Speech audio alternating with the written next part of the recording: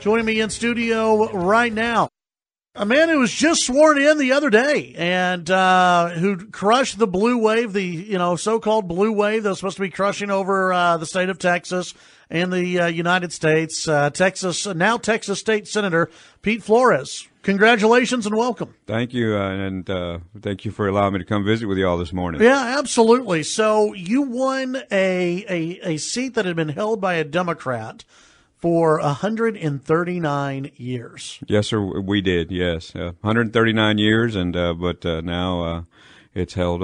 It's by a Republican. Yeah, congratulations, because that was a win that a lot of people around the country the next day started talking about and wondering, how did that even happen? So how did that even happen?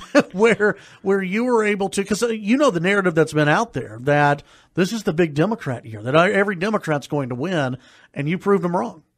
Well, I think the message was loud and clear from the voters that what they wanted, and it wasn't a blue wave. It wasn't a continuation of the same old status quo that's what happened. Well, 139 years of pretty much not being represented and being taken for granted, and so what we did is we offered them a choice, and we did that by having a good ground game.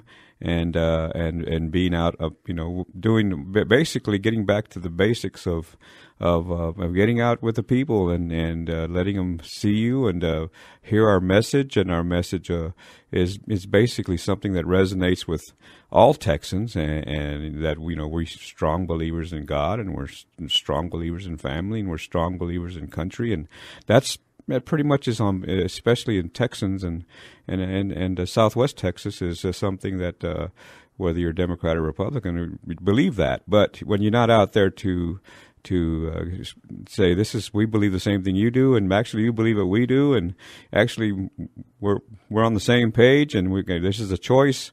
You don't have to always vote the same thing over and over again. Then this is what happens. We get elected. And you won in Senate District 19. For those who aren't familiar with Senate District 19, what area are we talking about here? We're talking about 1/3 of Bexar County, including the city of San Antonio, the sixth largest city in the United States, running all the way from San Antonio to Eagle Pass, 400 miles up the Rio Grande to Alpine, to Fort Stockton, up to Pecos, back to Ozona, and through the Hill Country and Edwards and Real, and back to San Antonio. 17 counties, a large area of the state, very diverse in population, and but very conservative. Yeah. What is the message that other Republicans can maybe look at your campaign and look at how you ran, because the on the other side, the Democrats, they like to assume that certain groups are Democrat. You're just going to be a Democrat because they like to play identity politics. In Texas, it doesn't work that way. In Texas, it is much different than other parts of the United States, and Democrats have not been able to figure that out here. Well, that's correct. I think what the message I can give for other Republicans locally and listening throughout the country is that don't take things for granted. For example, saying, well, we don't want to spend time and effort over there because that's a blue area. Well, how do you really know that unless you show up? Right. And showing up is very important. We have that old saying in South Texas, La cara hace milagros, which means FaceTime makes miracles. And FaceTime does make miracles. One of the things I heard over and over when I was campaigning, and by the way, we've been campaigning for 3 years. I ran in 2016, and we just never stopped, is, will you come back and see us? I found that to be very profound, because it just means you weren't getting represented. Right. And so when you have folks asking that question from San Antonio through to the far west, it's a matter of, yes, you're the boss. How else are we going to know what you need and what your thoughts are if we're not here to listen to what you, the boss, have to say? And then once they see that and experience that, I didn't have horns my hat hanging on horns on my head, or or a tail or anything like that. That we're the same, and our values are the same, and we get hit by property taxes. We get hit when prices go up. We want secure borders and secure communities and quality schools. These are all the things that we campaigned on, were things that were relevant to all of us. And we gave them the choice that it wasn't, we have to do this because, that's the way it's always been. But when given a viable choice and done by showing up and doing a good ground game and not taking anybody for granted, that this is the result is our election. If Sam Houston would have listened to statisticians, he wouldn't have whipped Santa Ana. So sometimes you just got to do what you feel is first you got to believe. And then you got to have some funding, and you have to have a great organization of people out there, especially grassroots organizations. Good plan, and then execute it, and work hard, and people will respond. When we come back, we'll continue our conversation with now Texas State Senator Pete Flores here on the Chad HD Show. We'll get into some of his goals for the upcoming session and what Republicans overall should be looking forward to towards the upcoming session. We'll be right back. Chad HD Show, News Talk, KFYO. Texas State Senator Pete Flores in studio. Now, why are you in Lubbock today? I know you were here yesterday. Tell folks why you were here. Well, I was here to speak with the Lubbock Republican Women's Gala and to talk about our campaign in Southwest Texas and be able to rally folks, if you will, for the midterms coming up. So. Well, we're going to be visiting our constituents in Reeves County and in Pecos. So, relatively speaking, we were close by anyhow, so we might as well stop by and visit. Well, we're glad you did, and we're glad you stopped by here today to visit with us. Let's talk about what you would like to see in the upcoming session. What are some of the things that, when you were on the campaign trail, that you talked about that you really would like to focus on and see in the upcoming legislative session?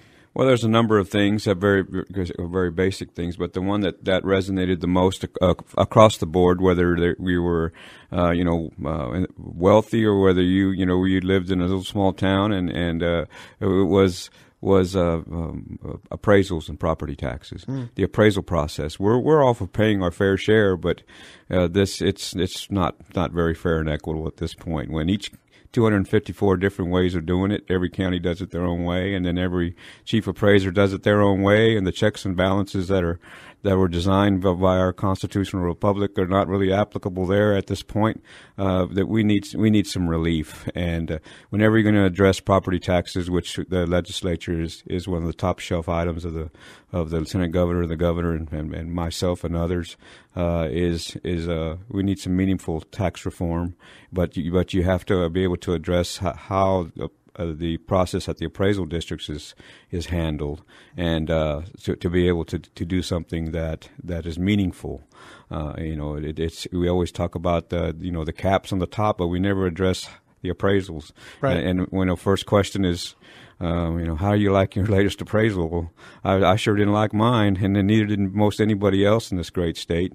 So it's unsustainable for us. Since I'm on a fixed income myself, I'm a retired game warden, and my appraisals have gone up $74,000 in the last 4 years, and that's so my mortgage has gone up, and that's happening to everyone. Again, we want to pay our fair share, but it has to be fair and equitable, and it's not. And we're going to work on that. So how do you cut through some of the noise that often happens in Austin, happens in Washington D.C. It's going to happen in Austin. How do we get something done to help people out? Well, first of all, we remind folks who do we work for. You say you hear folks say, "What about the system? That's going to upset the system." Well, I wasn't elected to represent the system. I was elected to represent my constituents, the people, and we remember that where power comes from, and that's from the people, and not the system. The legislature created these laws, and the legislature can uncreate these laws. And that's the beauty of our constitutional republic and the process. Sometimes you have to remind folks, and voters did by electing folks like myself, that we're here to serve and not be served, and that who the bosses are. And the bosses right now are saying, whoa. So it's time to go to work, and reminds remind the system and special interests that we're not there for them, we're there for the people. Yeah.